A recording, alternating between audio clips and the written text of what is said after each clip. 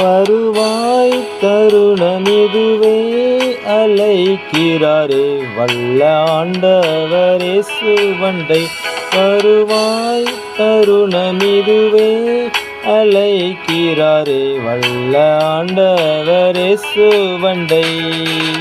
வாழ்நாளை எல்லாம் வீணாளாய் வருத்தத்தோடு கழிப்பது ஏன்?